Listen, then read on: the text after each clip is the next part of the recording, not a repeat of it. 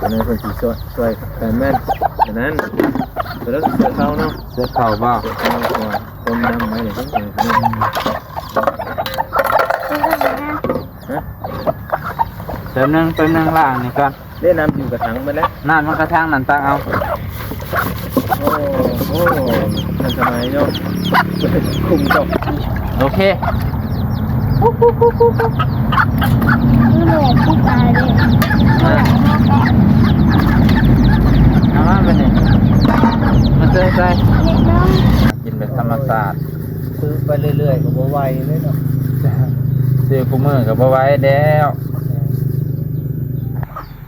ถูกต้องถูกต้องที่สุดเลยนั่นแหละกึบตายังอีกบอกโอ้นี่เสือตัวเพิ่นมักใส่ย่ำเพิ่นถอดแล้วเพิ่นนั่นเลยนะเพิ่นแก่จากลุมขึ้น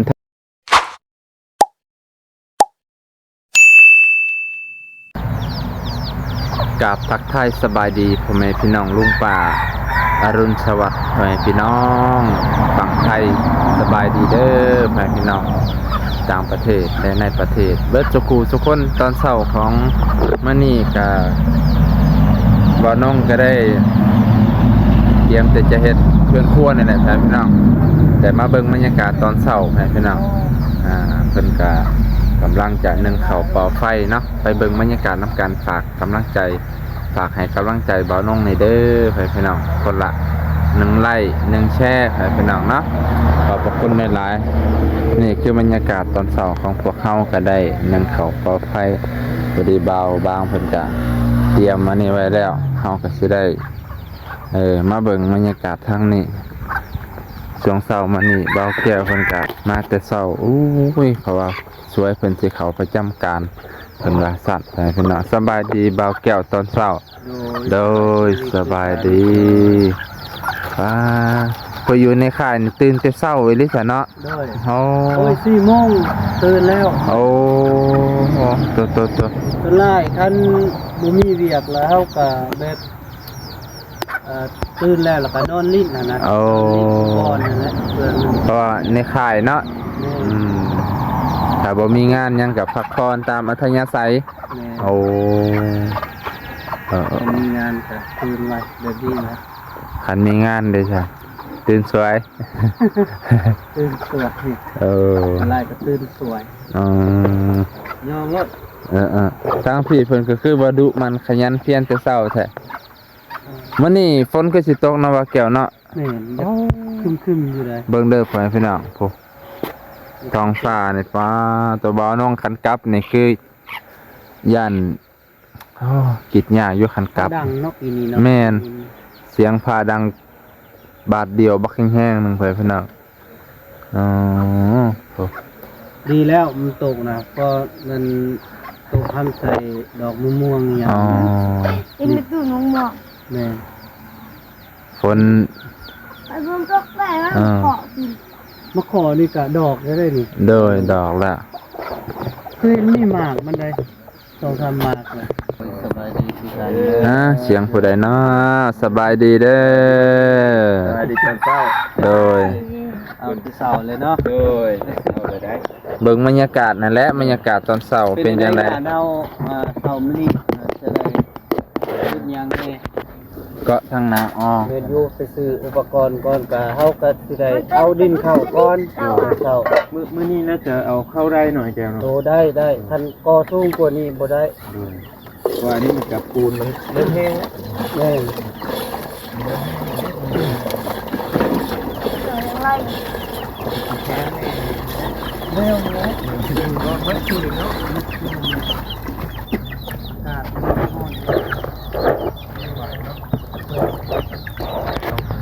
หนุ่มจะมีเขามีเครื่องหนุ่มได้เหมือนอื่น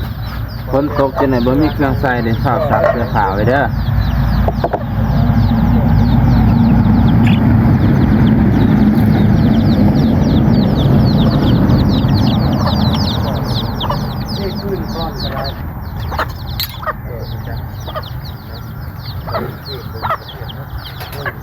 จะเอาดินเข้าในเตียงนี่ก่อน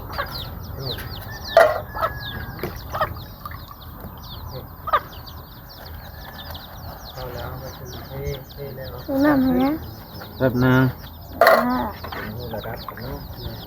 ให้สูบน้ำให้เด้อข่อยพี่น้องทุกทีข่อย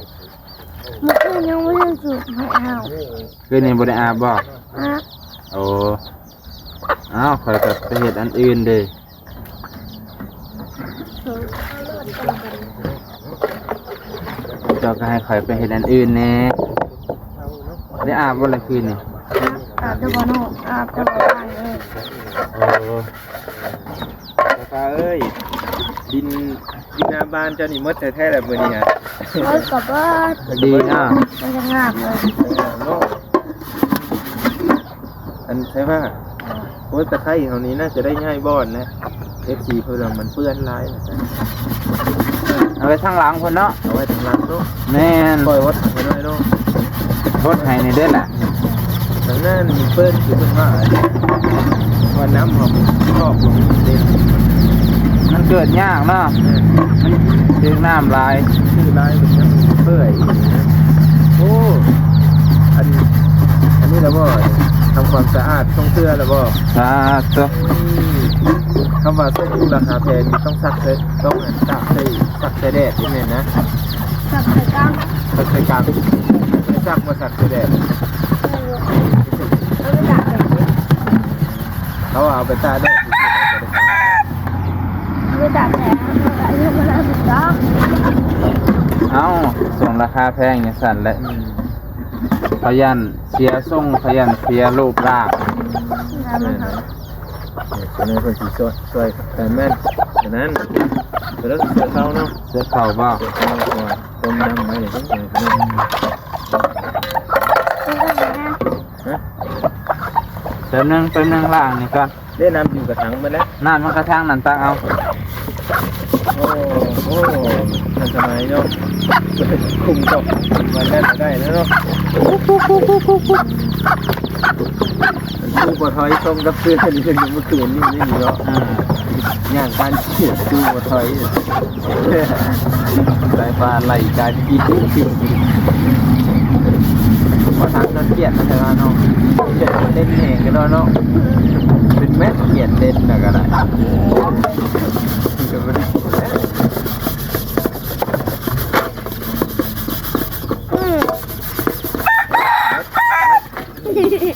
เป็นแล้วบ่ นิดหนึ่ง เดี๋ยวจะเอากระถางอยู่ของน้ำมาให้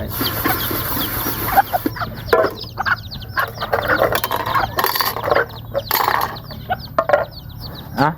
เขามาแป๊บนึง ไล่นี่ให้แน่เดี๋ยวสิสูบน้ำให้นี่ย่ำมา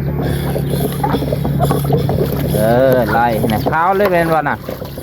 ขาวเลยเป็นบ่มันเหลือแต่ในขอบมัน พาดหมอพาดหัวอันขาวด้วย นั่นแหละนี่ก็เอาไว้ใส่น้ำใส่น้ำแข็งมาใส่ไล่ให้แน่ เมื่อคืนนี้รู้สึกว่า ดากมันน่ะ เอาน้ำแข็งเสือนี่แหละมันอยู่เลยทุกคน โอ้ ก็ยังวัน2-3ก้อน โอเค เสือเลยบ่เขา เอาถ้วยใส่นี่เอาถ้วยใส่หม้อหนึ่งนี่หม้อนี่เอาถ้วยใส่นี่บนบ่วง เสือแล้วบ่สับเครื่องนะได้แล้ว หม สั อก ก ดีซะ นี่เอาบ่วงใส่ยกอันนั้นขึ้นยกอันนั้นขึ้นนี่นะนี่ใส่หม้อหุงข้าวหุงข้าวไฟฟ้านั่นแหละ งงๆเนาะ หางหมอ เอาบ่วงขูดนี่เอานี่เอาบ่วงขูดข้าวนี่เห็นว่านี่ สงสัยสิได้อาบน้ำเช้าๆอยู่ เอาบ่วงขูดข้าวออกเยี่ยมนั่นแหละไปล้างบ่วงใหม่ยกขูดนี่แหละ เขากันได้เติบอยู่ได้มื้อนี้ได้ ออกบ่ นี่อะไรเขาเย็น ข้าวเย็นแค่มีกับอุ่น คุณเขาเย็นนำเด้อ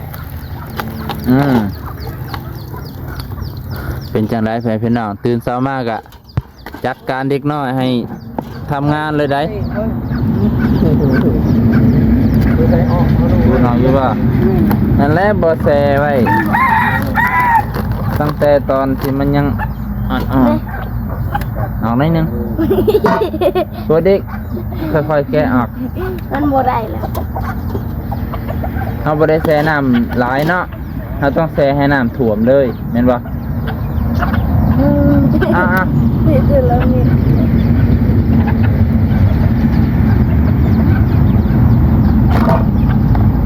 เออตะไคร่นี่ติดแล้วตัวนี้เดี๋ยวว่ามันไก่เฮาพุ่นเนาะ เอาเต้นน้ำไว้ บ่มันไก่เฮาพุ่นมันไก่ คือปลูกทางนั้นโอ้ยไกล ทีแรกก็ย่านเพิ่นบ่ได้ฮดเห็นแล้วอย่าให้มันถึงหน้า ถึงหน้ามันนี่มันก็เปื่อยแล้ววะเปื่อยได้ปลูกแบบนี้นะ เปื่อยได้แล้ว บุจักน้ำเพชรหน้ามีเงินกระตึกอยู่ ตะไคร่กายพัน ไป ธุ์ ก็ได้ทางนั่งต่อทางหัวเลย เบิ่งอีกพ่อกุดคักๆก่อนจะได้กินข้าวแห้งคือกับอันนั้นก็บ่ได้เลยเว้ย อ๋อเขานี่ก็เลยลายหนู ไม่นานแซ่ไปโลดอันนี้ยังบ่หลายได้ปกตินี่เต็มขอบเลย นี่แรกของแห้งใช่ไหม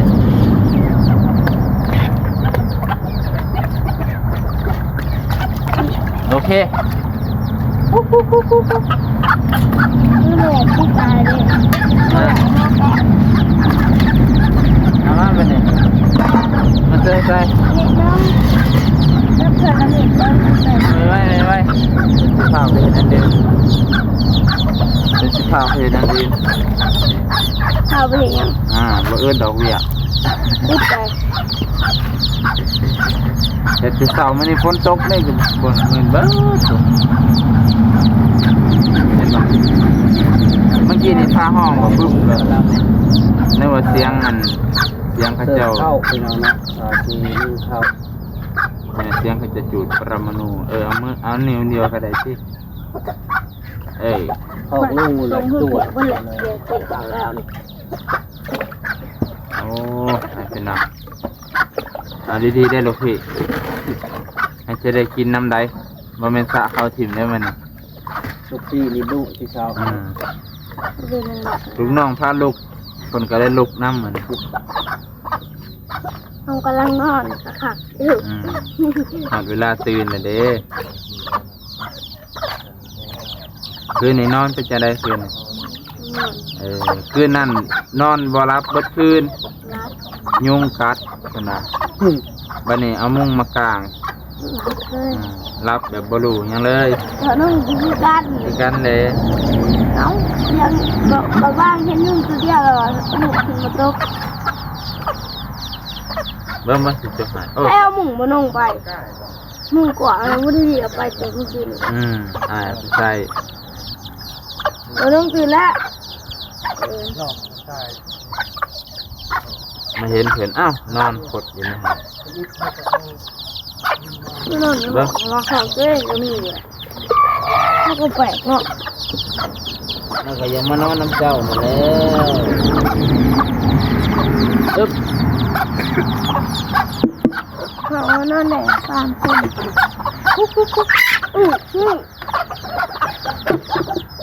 น็กซี่ได้มึงอยากลงหมออีก ใจเย็นๆน่ารักจัดการ เอาน้ำมาหนึ่งน้ำได้ น้ำมันยัก เอาผู้ชายตีน้ำมาหนึ่ง ใส่ เด้ ก็ใส่เลยเด้ ว่าวุ้นน้ำมาหนึ่ง ตาตัวโอ้ จักแก้วลายเด้มีคนโบราณเป็นโบราณว่าดิที่ว่าเป็นคนป่า หมอเด้ฟ้าหมอพี่ฟ้าหมอพี่ เอาพมอปิด จะไหนไก่เห็นขาวๆนี่มันกัด อุ่นพอเย็นอุ่นตอนนี้เลยบอก อุ่นพร้อมกันก็ได้ โอ้พับกันก็ได้ ไปสักผ้าต่อห้าสัน มีจะไล่เลย ไปไล่โอเค ตอนเช้าเบาแก้วเอ้ยคันบ่มีพวกเฮากับน้องก็คือสิเงียบเงาเนาะเงียบ ตอนช้อยไปแล้ว แม่น สุกนึงเท่านึงแล้วมันก็ได้ จ้ะ นี่ก็เลยเอากันจะเท่าเลยนะ นี่ บรรยากาศให้พี่น้องได้เห็น พี่บรรยากาศทางนี่ก็ไกลจุ้งเจียงให้พี่น้องเดี๋ยวสิล้างถ้วยให้เพิ่นกัน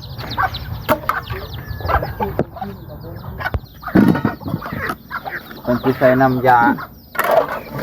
ดาวไปต้องกิน น้ำยาหวานเสน่ห์ผู้สาว โอ้ใส่น้ำยาพระพนุ่มบ่โอ้ตรงแท้เลยนะสิสวัสดีไล่ อะไรนะ กินไม่ได้ ไล่ละบ่ เกิดเขาสิไล่ตอนนี้แหละ สิไล่คือใส่น้ำยาก่อนจึงไล่แล้วแบบนี้ก็มีเนาะ สูตรได้เนาะ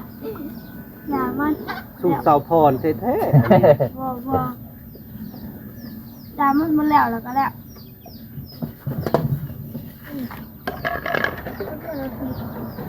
เอ้ย ยังหน่อยก็ไล่น้ำนึ่งก่อนแต่แซ่บบ่หลาย อย่าเป็นไรจะได้ไม่ได้จุ่มน้ำนะโอเคแล้วนะ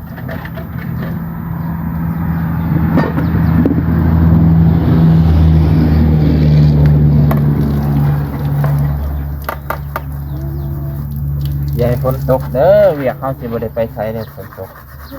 โอ้ยตกก็มันตกตลอดตกเดียว จังว่าแล้ บ่ ว ตกดอกเบิ่ง ย่านเวลาตกแล้วบ่คือบ้านบ่คือเมืองเพิ่น เนาะ นะย่าน ต เห็ ก น แผนได้ไปบ่ได้เมื่อบ่ได้เจ้ามื้อนี้ จังว่าเด้อคันบ่บี้ว่าย่องก็สิจังซั่นแล้ว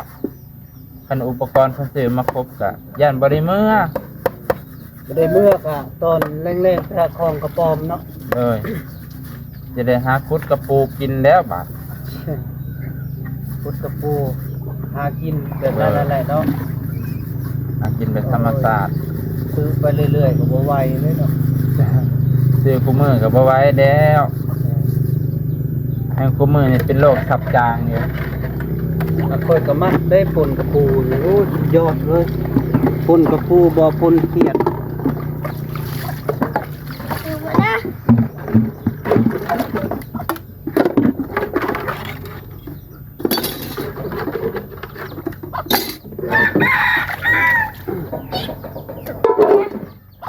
จังไดไล่บ่บัดนี้ ไล่ บ่แล้วเด้อบ่าวแก้วเอ้ย สองน้ เพิ่นเอาบ่แล้วบัดนี้ต้องไล่ให้เพิ่นแล้วใส่น้ำยาแล้วมาไล่บ่บัดนี้ ำอย่ามัน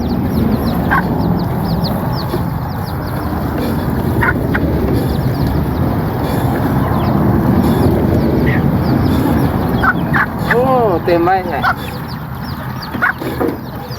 เอาคู่น้อยตรงให้นี่เด้ออืม เดี๋ยวใครละเกลือมันแต้งเลย ฮะ เครื่องมันสูงจนนับ ก็เลยเต็มใบนั่นใส่คู่นั่นวะเนี่ยเอาคู่นั้นมาใส่บ่คู่เอาคู่นั้นมาใส่ เป็นยัง บ่เป็นหยังนี่เด้อโอ้ยกับสาวพรอีกแล้วนี่กะ นี่ ไม่เจอบ่เป็นหยัง เย็บไปเลยไม่ถูกเย็บเลย ถ้าเอาก่อนจะเอานี่ใส่คุกเกลียดเลยบ่ได้เกลียดว่าเอาคู่หน่อยเขานะโอเค เขียบตัวหนึ่งของก็ได้ได้ส้มสี่โต้งแล้วเขียบก่อน ฝนสิตกนี่เด้ ขอต้องการถึงได้คนเลยคือยังอยากให้ชอบมึงจากเครื่อง เนาะจะได้บ่แห้งเด้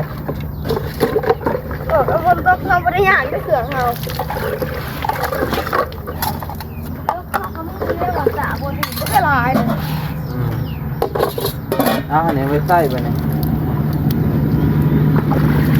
ตัวตัวสีแล้ว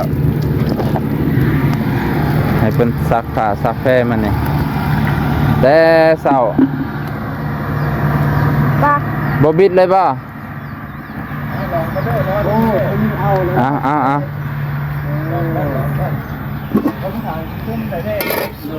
เสียพื้นที่ไปแล้ว ไปตากไปอะไรไปเนี่ย บ้าไปเอากลางก่อน ฮะ เอากลางก่อน กลางบ่ โอเค กบประมาณ อันนี้ออกมานํเลย โตพอนี่เนาะ แล้วก็ลูกไปเลยครับพ่อเลยก่อน เออ นี่คือดีเอาต้มแล้วก็เลื่อนๆแล้วคือดีเอานี่ควรคือเลย เตรียมตัวเด้อ โอ้ มา ทางบ่าวเพิ่นกำลังขนดินเลยพี่น้องผู้ เลย พร้อมสิเฮ็ดบันไดแลนเข้าไปแล้วอันนี้ งาน อันนี้นี่ จังหนอน จักหน่อยตลอด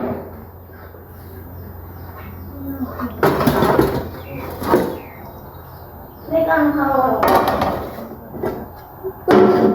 ฮะ ออกมาแล้ว ไปเอาไว้นี่แหละ ดีกว่าบ่ล่างไป กัก เสียดายมัน สิไปซื้อให้กิน จังว่าออกเครือออกแห้งก่อนจังว่ากันเนี่ยกินเอาจากรถ2รถกัน โอเค ให้เหือออกคัก บ่ได้ได้ ๆกินเขาวมันจังแซ่บ บ่ได้เจ็บเลยเอาสิ โอ้ผากะโลผู้ได้อันนี้ผาตะโลผู้ได้อันนี้ ต้องมาบาง ฮะ ต้องมาบาง แม่นบ่ แม่ แม่นของข่อยบ่ ต้องมาบาง โอ้ใส่ของเฮาคือนี่ยังว่าบ่เป็นของเบาบาง ต้องมาบาง มันแม่นอยู่บ่ ซื้อซี่มันได้เจ้าค่ะ กลางคืนเนาะแนมบ่เห็นไก่เพิ่น3แม่ลูกเลยพี่น้อง3แม่แล้วแต่ละแม่ก็เกือบเป็น10พุ่นแล้วแต่ยัว ได้ลูกหลายเลยแม่ เกือบ30โต40โตเลยเด้น้องสายฟ้าได้ไก่หลายแล้ว ครับ บ่ได้อันนี้เสือกันบ่แล้วค่อยมาตากหรือจังได น้อยหมดเลย เอาข่อยก็บ่เคยคือกันเด้อแบบนี้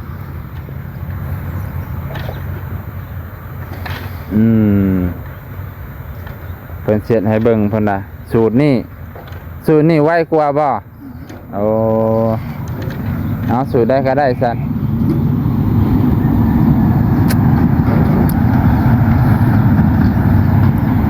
สูตรได้ก็ได้เอาต่อมันนี่คันฝนบ่ตกก็สิดีได้อพี่น้องถ้าฝนตกในงานก็สิซาไปอีกหน่อยหนึงโอ้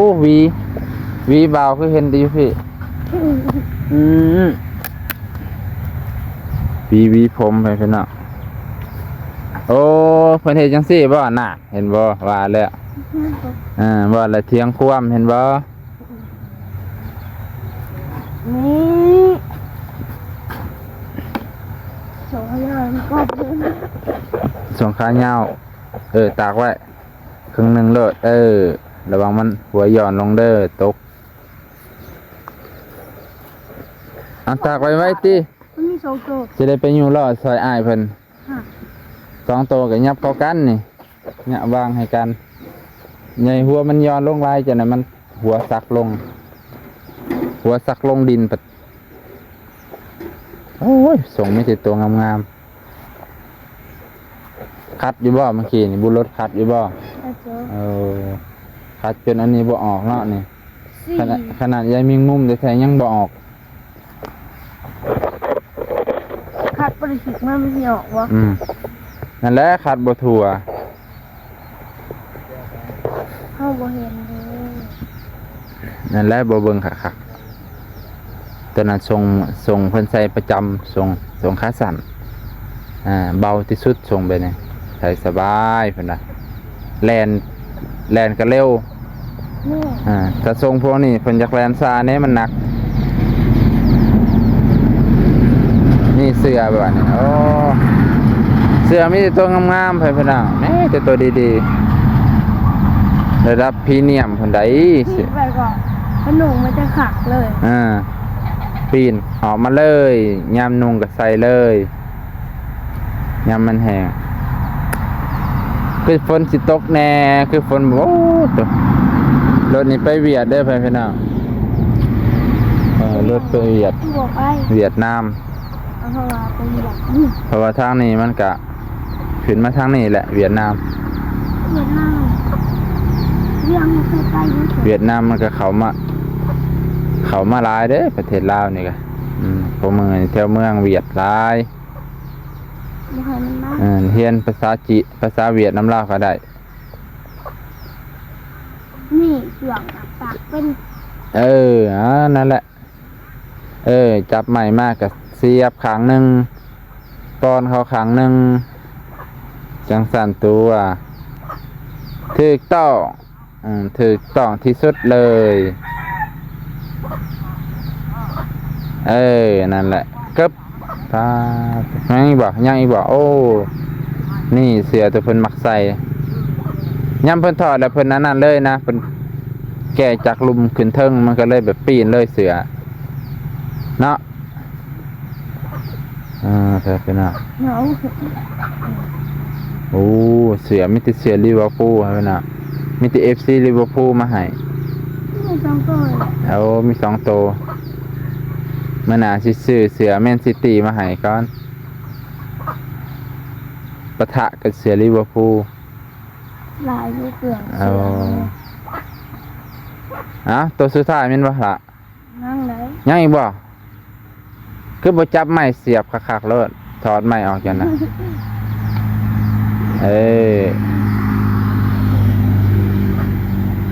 นี่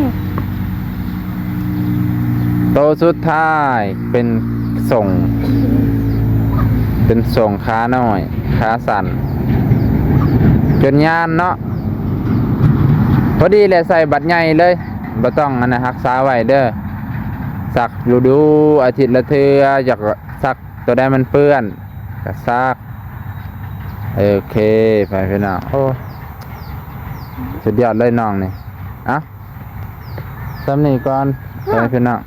เหลือ3 อัน เลือก3 อันยืนหันหน้ามาทีกันแป๊บนึง1 2 3โอเคขอบพระคุณในไลน์พี่น้องเอาขูดมาใส่มาไว้มองเฮาสูบน้ำผู้อื่นเพิ่นสิใส่เทน้ำทิพย์ไปขอบพระคุณในไลน์พี่น้องที่รับชมตั้งแต่ต้นจนจบบรรยากาศสองเสาของน้องสายฟ้ากับซักผ้าซักแพร่นึ่งข้าวเป่าไผ่แล้วก็ล้างถ้วยล้างซ้ำไปพี่น้องขอบพระคุณที่รับชมขอบพระคุณที่ให้กำลังใจน้องสายฟ้าเด้อ